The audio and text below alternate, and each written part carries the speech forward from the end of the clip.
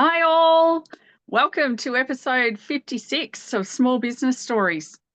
This morning, I'm absolutely thrilled to have with me half of the dynamic duo that is Henley's Rustics, and that's the beautiful Jo. Thank you so much for joining me. Thanks so much, Sarah. It's an absolute delight. And yes, half the business. So I'm the daughter half of it. And then my dad, he's the man that makes all our products. So yeah, I'm more of the business side of things and now a gardener as well. So thanks for having me on. It's so exciting. It's awesome to have you. So yeah, as you said, you are the business side of things. Your dad is, the whole creator of your beautiful products. Tell us, I guess, how the idea of your business came to life. Yeah. So yeah, I've mentioned this before previously, and it wasn't something like Dad and I ever thought we would go into business together and oh gosh, Mhm. we'd make a good team. Or it happened very organically and just by fluke really. So my parents, mum and dad live in Ungarie, which is a little town, 300 people, teeny tiny town, and they've got all these old buildings, and the council had put out a tender for this building to be pulled down, and Grandma actually worked in this building. So Dad Mhm. pulled down this building. It was made up of brick, corrugated iron. And basically, then he had all these like materials of what to do with them. And he sold off some bricks, like local houses, and were building. They wanted some old store bricks, beautiful bricks to build their homes. And then the corrugated iron, it was all a bit mangled from when he had pulled it down. And he had a friend, his mate Jason, seen an old water tank roller online Mhm. and said, well, grab that. And so basically it rolls the corrugated iron into more of a usable product, and Dad thought he would sell them on. In the meantime, Mum said, can you make me some garden beds? And so really Mum's probably the real hero behind the story. I always say Mhm. it's Dad, but it's probably Mum that sparked the idea. And so Dad was playing around with these garden beds, and I was just visiting Ungarie one weekend, and just we spoke about popping them online on Marketplace, and we did. And because I live in Forbes, we thought would put them on the Forbes Marketplace. Well, Mhm. I had the orders just started coming through straight away. First, it was some girlfriends here in Forbes. They were the first couple of customers, but then, they just kept coming through, and we were just like in shock, like, oh wow, like there's a real market because they're 80-year-old reclaimed corrugated iron. They don't look like your cookie cutter boxed Mm. up garden beds. They have character. They've got a story. And so I think they just hit a market of, and especially being in a rural area, that people are looking for that character, reclaiming. And so, yeah, people were wanting our product rather than something that looks brand new. So that's kind of how it evolved. And then we just kept going with it. All of a sudden, we're like, oh, hold on, we've got a business here. Dad obviously makes them. And then I'm quite savvy, with with business type things. Well, I'm kind of still learning along as I go. I just didn't come knowing everything from day one. So yeah, Nobody like that. does. No, yeah, no one does. And so yeah, that's how it came about. And that will be 2 years in August. Wow, that's so amazing. I love how small businesses often just evolve like that, like start out so organically and then just grow and grow and grow, and the support that, small businesses receive is amazing sometimes and really helps to kick things along. I think that people really loved our story as well. Father, Mm. daughter, we're from Ungarie, Forbes.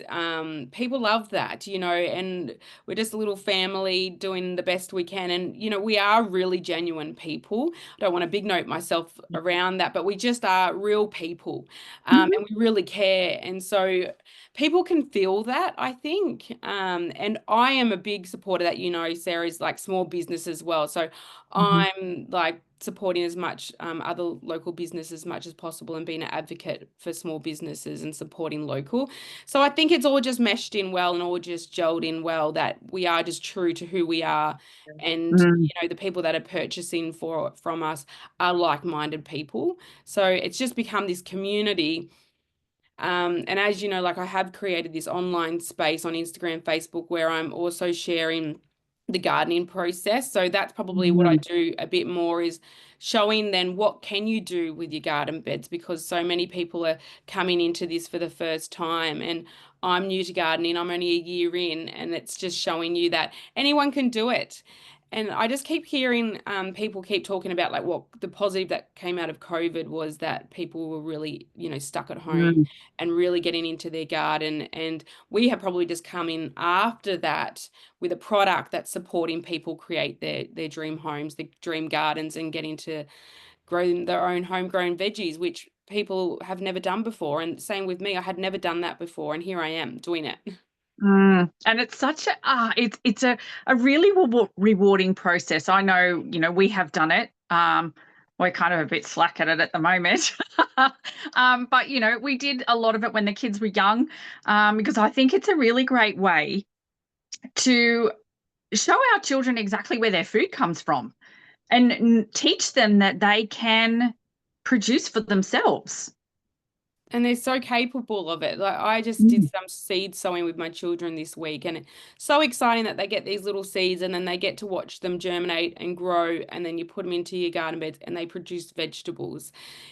So we're so lucky to have that. But anyone can actually do that and do that with mm, their children. Like it's really easy to do. And look, I'm not here just trying to sell our garden beds. Like people can do it in a product they buy, online, or they just do it in a patch of, ground they have at home. But just being mhm, an advocate for getting in the garden, however you can do that, I just think it's so beneficial. And yeah, like you hear these stories of like where children say like, where's a product come from? And they're like, just the shop.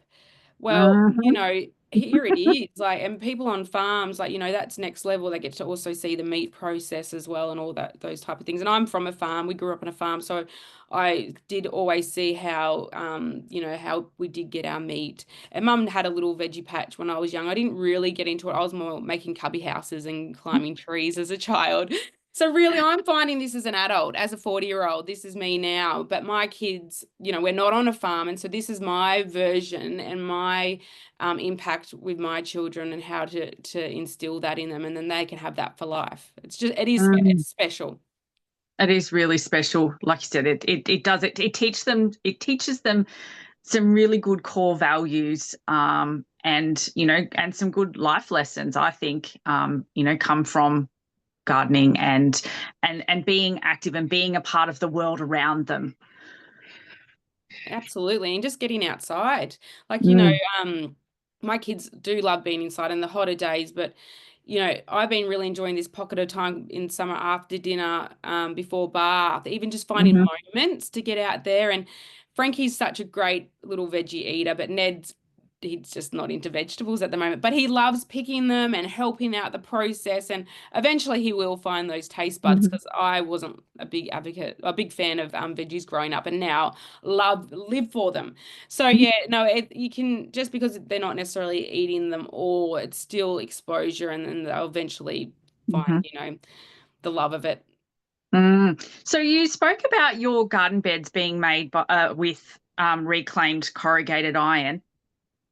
How in the heck do you source that and continue to keep sourcing that, producing the amount of garden beds that you're producing? Yeah, we definitely rely on local farms like mum and dad in Ungarie. So there's been so many farms around Ungarie, even like Tully, like Jellicoe. We do get some sheets as well from Canberra, but more around like local farms. So say they've had an old barn or old shearing shed, and a lot of them through storms, the roofs are blown off, or they're half sideways. And so Mhm, people would have already pulled those down and just had the stack of sheets sitting there going, maybe we'll use them one day. So we definitely do get stacks just ready to pick up. And then the other half of it is that dad and a group of his buddies go and pull the sheets down, and then roll them through the roller to make them straight. And then this rolling machine has the capability of rolling them until they find that the shape of the size of the garden bed. So we have a huge range of garden bed circles and ovals, and they can do that all with this one little machine. So yeah, there was a stage where we were worried about longevity, because we were running low on iron. And I did reach out to Marketplace, even like farming sites online, just saying seeking Mhm. corrugated iron. And the responses have just started coming through. So I always because Dad and I did have a conversation thinking like maybe another year we would last. And then I just was like, that can't be possible because there's falling down sheds everywhere. But we are like, for example, the sheets we use, they're 9 ribs. So if you count the waves along, they're 9 ribs, and Mhm. they are really your 80-year-old sheets. If you've got 10 or 11 ribs, it means they've been made maybe only 50 years ago, and we actually Mhm. can't use those. So because the metal's actually thicker and it crumbles Mhm. when we roll it. So we have this little era, the 80-year-old sheets that we use. So, and that really gives that reclaimed look and Mhm. that beautiful like rustic vibe. So Mhm. they all have their own character, and they you can't get two the same because a shearing shed in Ungarie versus like a barn in like a Jellicoe, they were in different conditions. Like Mhm. so they all look so unique and different. So some people say, "Oh, can I get a really rusty looking one?" We're like, "Oh, it depends what shed we're working from at the moment. We can definitely try that, but it's just kind of like, you know, what Mhm. you get is what you get a little bit because we can't go, oh yeah, we can just go and find really rusty ones or ones that have no rust." Yeah. I know you guys are very specific about your corrugated iron because I was devastated. We had this whole entire roof from our shop replaced. And I know I reached out to you and I was like, I have this pile, this massive Yeah, big pile full of corrugated iron. And God love your dad. He came and he had a look and he was like, it's painted. oh, oh, it's painted. And I was like, oh no. Yeah. Explain to us all what the issue with the paint is. Well, just 80 years ago, who knows what they had in the paint? Mhm. There's ups and downs. So on the way that they connect is that some of the sheets will have the one side, and potentially if it's been painted on the inside, and then when you join the other sheet together, it possibly will be on the outside. It Mhm. could have lead in that paint, and so potentially Mhm. can seep into the soil. So we just use the corrugated iron. There's no leaking. It's just galvanized corrugated iron, so food safe basically. Where paint, Mhm. who knows, we can't guarantee. We do sometimes use a cremellin on the inside of our garden beds if they're very rusty to give them a bit of more longevity, but that's food grade and water grade, like a sealant. So if Mhm. we ever put anything on the inside of ours, like it's food grade. Mhm. And so, yeah, unfortunately, we couldn't use yours, Sarah. No, I know, it's a I was, shame. I was devastated. But, as I said, on the upside, I now have a gorgeous lined pergola because of it. So, Yeah, you've yeah, made use of it and reclaimed yeah, it yourself, so that's so yes. good. Yeah, yeah, yeah. But it was one of those things that I hadn't actually thought about until I spoke to your dad. And I love that you guys are very conscious and very passionate about that, about the product that you're actually putting out into the marketplace and the impact that, old lead-based paint could potentially have. Yeah, and we now make wicking beds as well because what was happening is we we're delivering standard garden beds. So Hmm. basically they have no bottom. You Hmm. water and it goes straight through down and into the soil. And people were saying they're going to turn them into wicking beds. And so they were going to get pool liners and make them themselves. Or they said to us, can you make wicking beds? And at that stage, this was about a year ago, we're like, well, what's a wicking bed? And Hmm. basically, it's a garden bed that waters itself. It's a self-watering system. So it comes with Hmm. the actual bottom, and the Hmm. water stays down the bottom and rises up into the soil.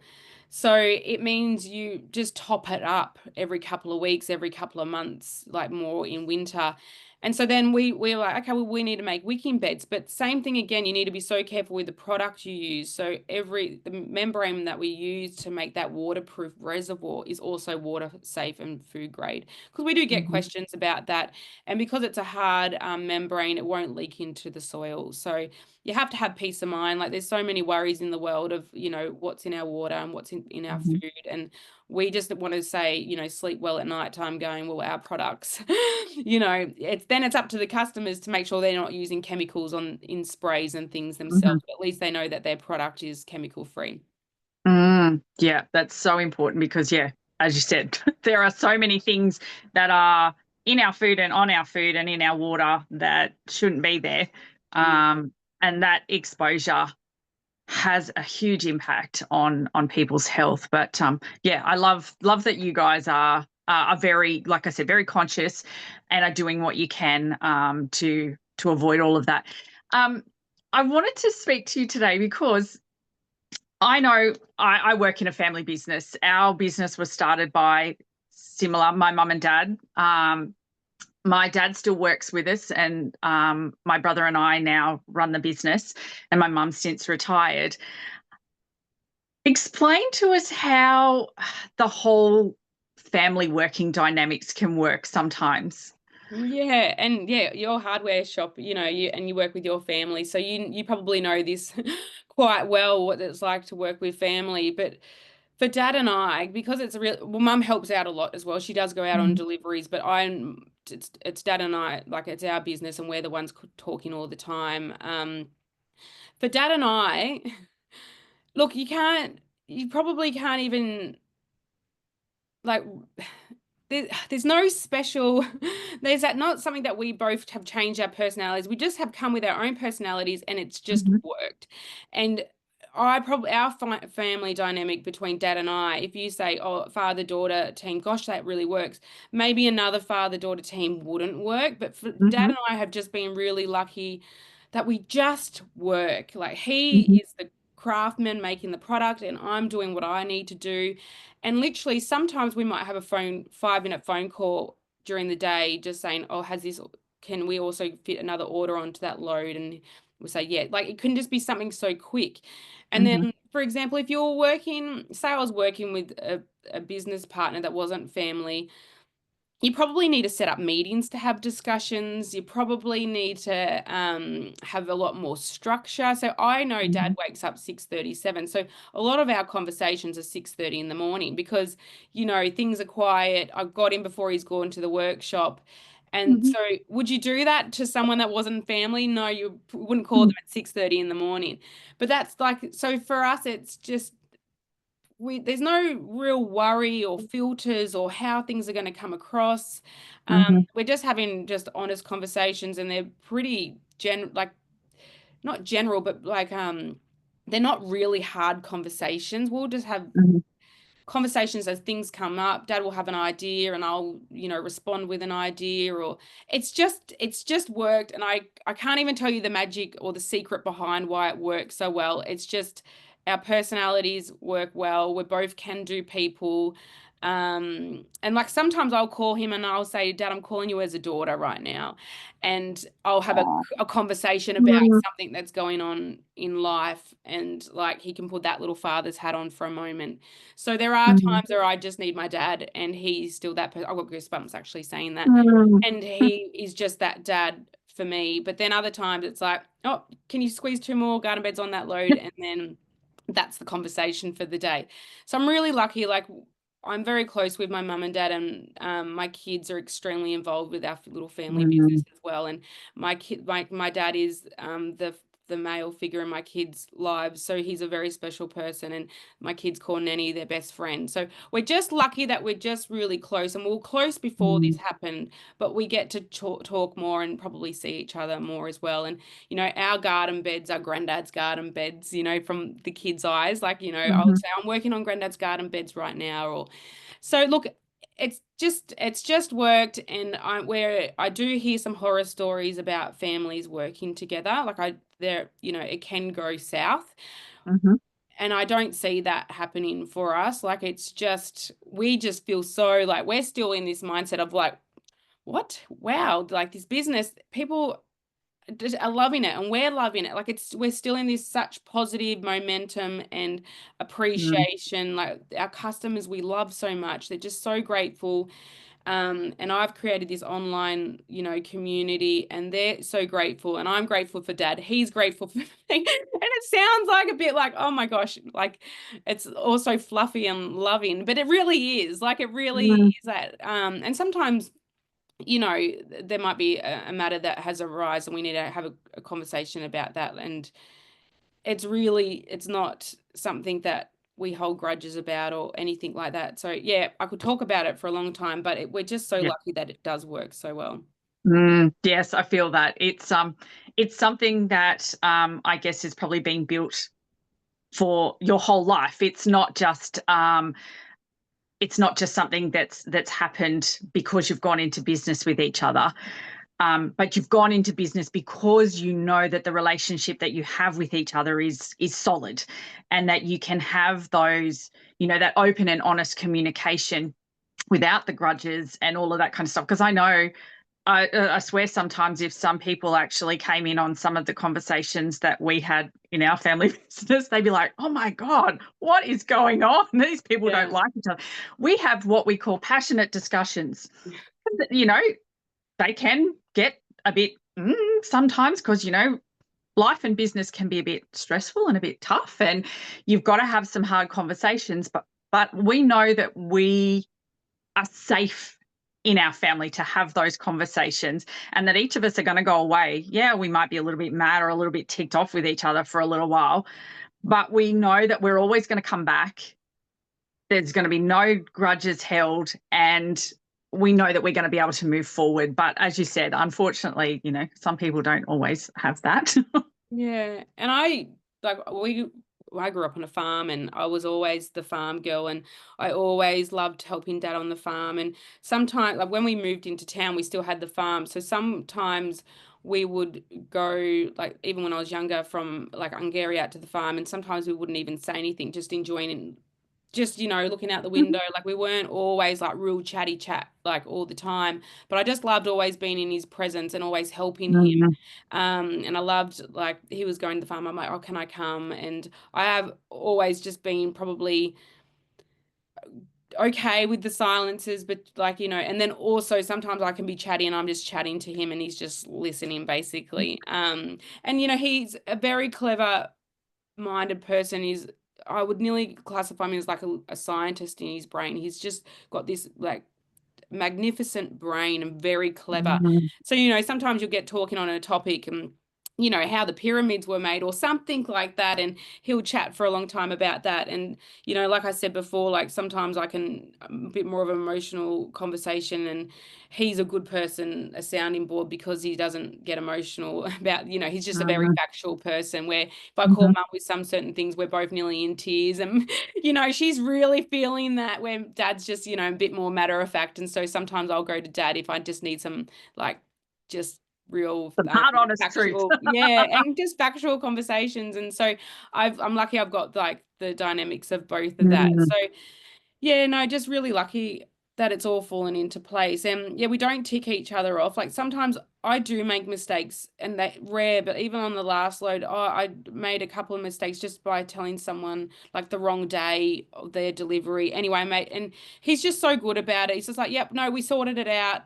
And then that's it. Like Mm. it's not like, oh, like you've like throughout the whole, it's just, yeah, no bickering or anything like that. So very fortunate. Mhm. Yeah, so awesome. I love that your kids have been all a part of that as well. Like, yeah, my kids have grown up with us in our business, and I think that's another great thing that we get to teach our kids as entrepreneurial parents. If they're along for the journey, that's what they're seeing. They're seeing that that entrepreneurship of building businesses and creating income and all of those sorts of things that sometimes are a little bit outside of the box of what they potentially see in society. Yeah, and look, I do work from home. Like I run the business from home. So sometimes I'm still working after I've picked them up, or even on the weekends, like that's a busy Mhm. time for us get receiving orders. So I am the communication channel for the whole business. So if someone's Mhm. messaged on Instagram, Facebook, email, any channel, it all comes through to me. And so I like to get back to people quite quickly. So on the weekends, I do have to say, like, mummy's doing a bit of business right now. Um, Mhm.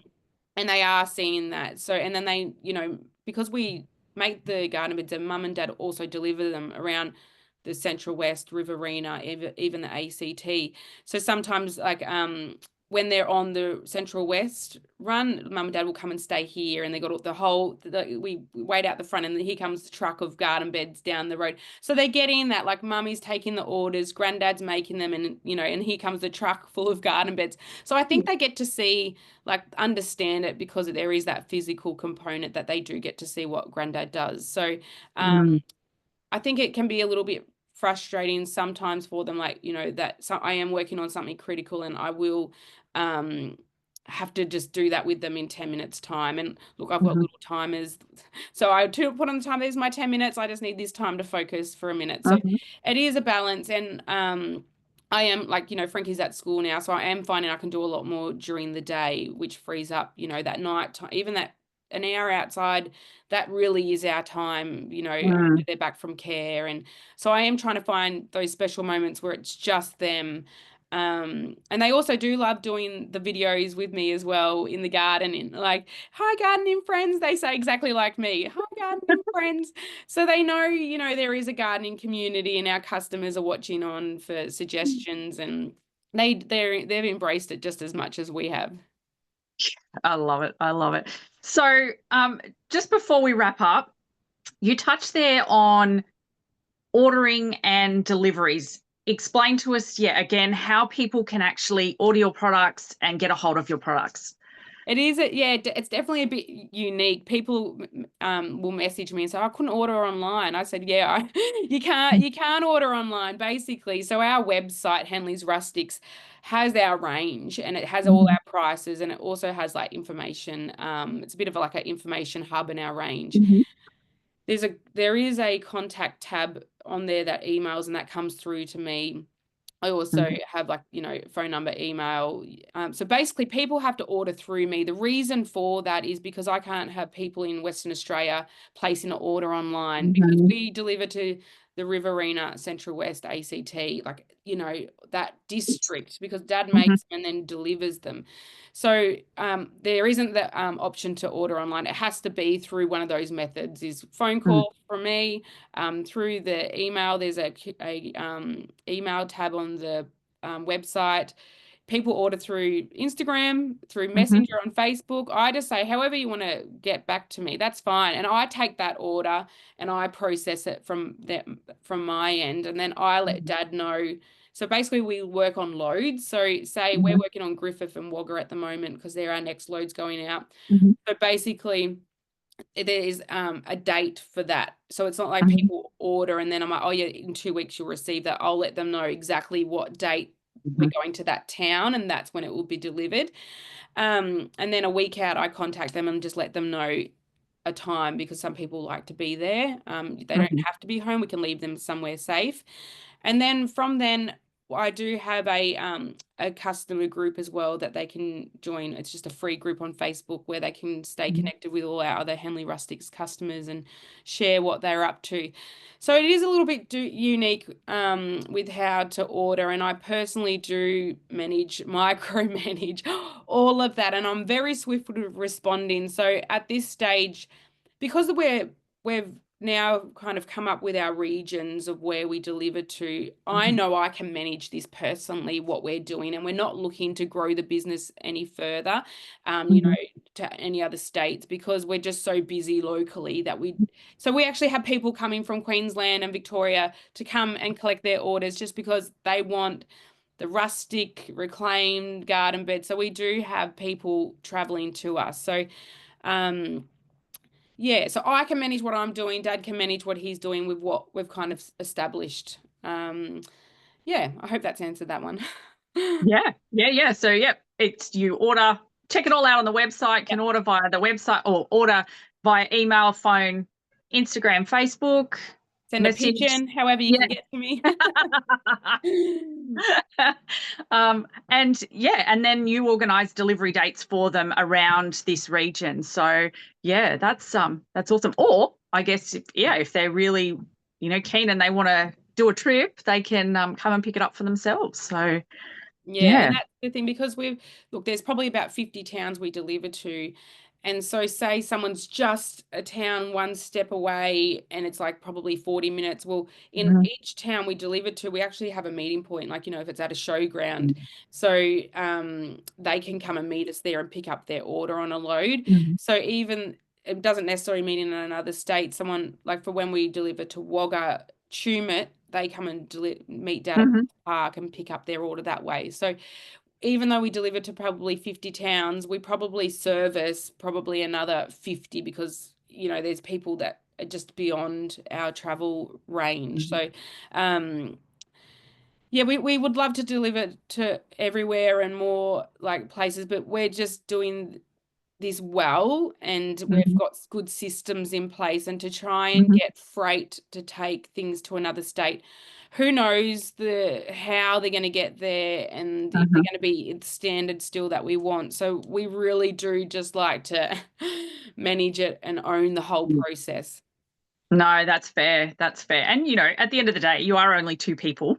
Yes. So you Well, can't Dad's be actually everywhere. got he's potentially going to have two more working with him in Ungarie, which is great for the community Oh. of Ungarie. So he does have a buddy that helps him out, and so we're just looking at how that works and getting them on more of a regular Mhm. basis. So that's exciting, and as soon as all that happens, I'll be able to like share more information about those people, and he Mhm. also has like a team of friends that help him pull down sheds as well. So and then mum, she is such a big part of this as well. I know I say it's a father-daughter and it really is, but mum, she helps dad on all the deliveries, Mhm.